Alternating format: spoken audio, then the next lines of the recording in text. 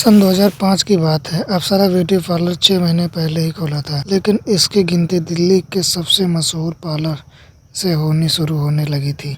Parlour की मालकिन श्वेता तिवारी को लोग भगवान मानने लगे थे। धीरे से पार्लर का दरवाजा खुला। श्वेता ने देखा कि एक सांवली लड़की जिसके चेहरे पर काफी पिंपल्स हैं, अंदर आ रही है। वेलकम, क्या नाम है आप? मेरा नाम निशा है। तुम्हारी स्किन का तो बहुत बुरा हाल है, लेकिन तुम अब फिक्र मत करना, मैं तुमको इतना खूबसूरत बना दूंगी कि जितने लड़कों ने तुमको लज्जित किया होगा वो सारे तुम्हारे कदमों में होंगे।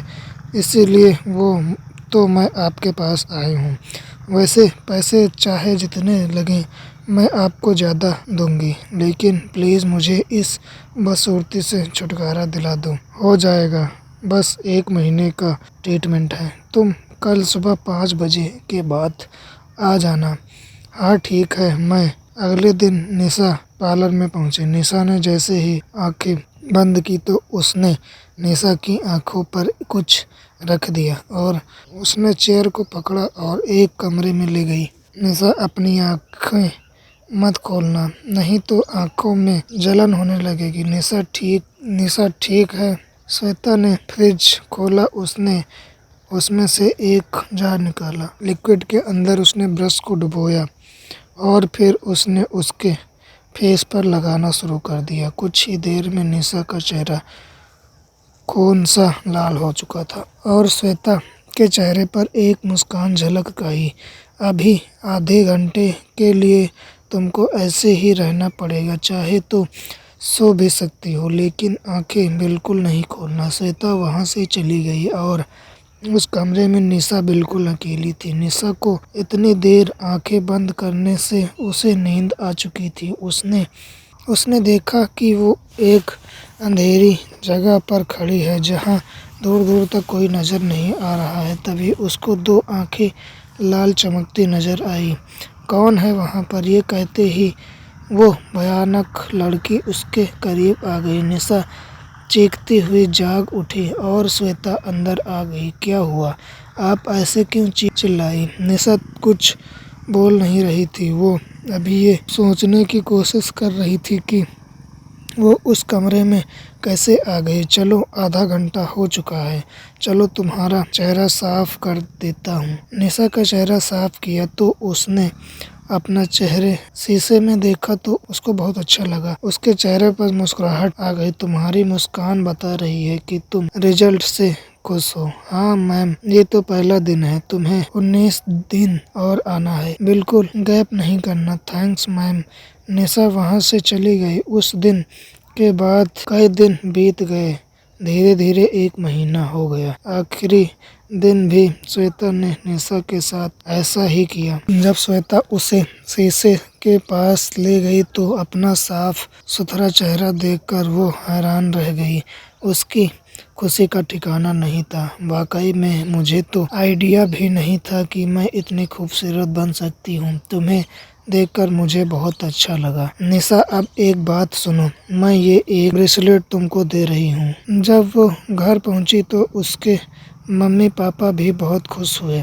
फिर क्या था, स्मिथ नाम का एक लड़का उसे देखने घर आया और देखते ही उसका दीवाना हो गया और उसके बाद निशा की शादी हुई और वो अपने ससुराल आ गई। निशा मेरी बहन के अलावा मेरे और कोई नहीं है। तुम उसे अपनी बेस्ट फ्रेंड समझना। हाँ स्मिथ, अब यही मेरा परिवार है। तभी उसकी नज़र आईने पर पड़ी। उसे वही लड़की नजर आई जिसे उसने सपने में देखा था। क्या हुआ? निशा, कुछ नहीं। निशा को हर जगह वो लड़की नजर आ रही थी। उसे हर वक्त लगता कि उसके साथ कोई ना कोई है। उसे समझ नहीं आ रहा था कि उसके साथ ये क्या हो रहा है। वो किसी भी तरह से इन सब से अपना ध्यान हटाना चाहती थी। भाभी, मैं सोच रही हूँ कि भैया और मेरा चिकन बनाने में थोड़ी हेल्प कर दीजिए, आपका टाइम भी पास हो जाएगा। निशा उसके साथ किचन में गई।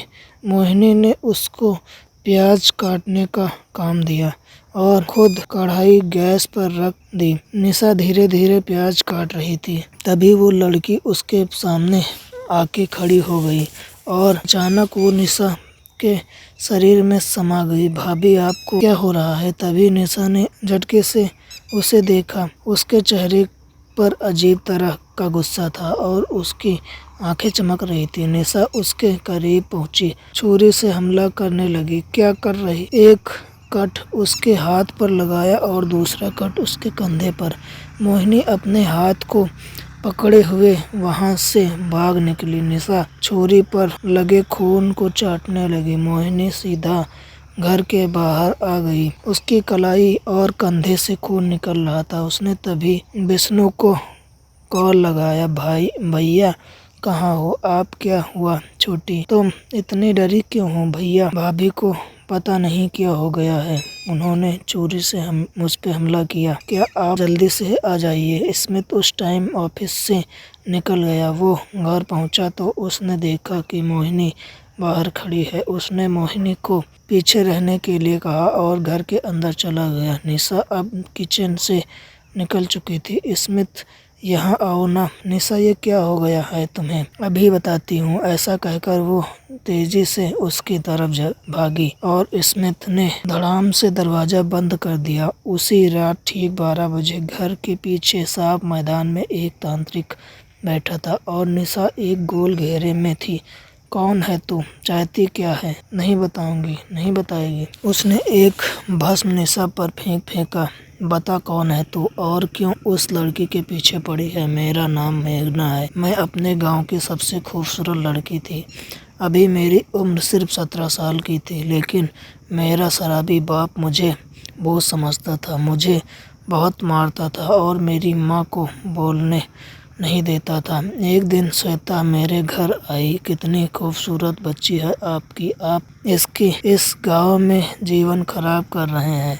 तो क्या करूं? इसे विदेश भेज दूं क्या? मैं इस लड़की को लेके जाना चाहती हूँ। अपने पार्लर में रखूंगी और काम सिखाऊंगी, इसे पढ़ाऊंगी। मेरे बाप ने मुझे श्वेता को दे दिया। श्वेता मुझे शहर लाई और अपने बाल लंबे रखा। जब मैं सो जाती थी तो वो मेरे पास बैठकर जादू टोना किया करती थी।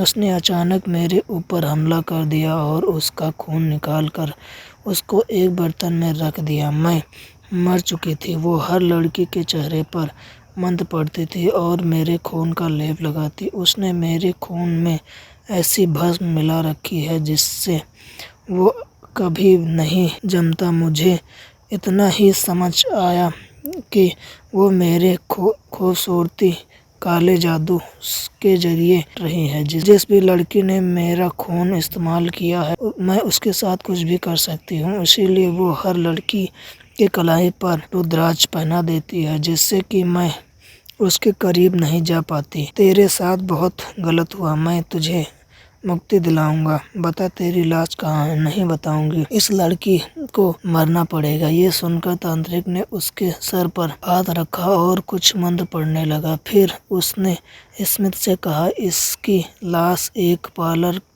के पीछे पौधे के नीचे दबी है, उसे निकाल कर जला दो, इसे मुक्ति मिल जाएगी। नहीं नहीं, तो ऐसा कुछ नहीं करेगा। स्मिथ ये सुनकर स्मिथ तुरंत वहां से भागा। वो जल्दी ही पार्लर पहुंच गया। वहां तुलसी का पौधा देखा।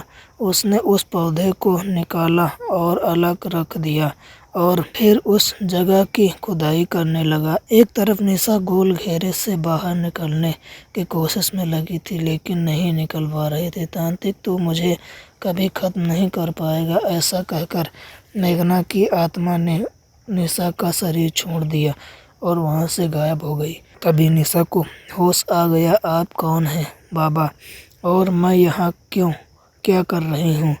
अब तांत्रिक ने निशा को सब कुछ बता दिया और कहा वो स्मिथ को रोकने के लिए गई है, उसकी जान को खतरा है। नहीं, मैं स्मिथ को कुछ नहीं होने दूंगी। उसने देखा मेघना की आत्मा एक भयानक रूप में उसके सामने खड़ी थी। उसने स्मिथ को जमीन पर गिरा दिया और उस पर चढ़ गई। थोड़ी देर में निशा वहां पहुंच गई। उसने देखा मेघना की आत्मा स्मिथ के शरीर पर बैठी है, उसको चोट पहुंचा रही है। स्मिथ, निशा भाग जाओ यहाँ से। तभी मेघना ने निशा की तरफ देखा और निशा डर गई। उसने अपने डर को काबू करते हुए लाश की तरफ कदम बढ़ाया और उस पर घाटले छिड़क दिया। मेघना की आत्मा स्मिथ के ऊपर से उठी और निशा की तरफ बढ़ी। निशा ने माचिस उठाया और तिल्ली जलाने लगी। मेघना की आत्मा हवा में वो अभी कुछ ही कदम की दूरी पर थी कि तिल्ली जल गई और निशा ने झट से वो तिल्ली मेघना की लाश पर फेंक दिया और उसकी लाश जलने लगी। एक ही पल के अंदर मेघना की आत्मा धुआं बनकर गायब हो गई।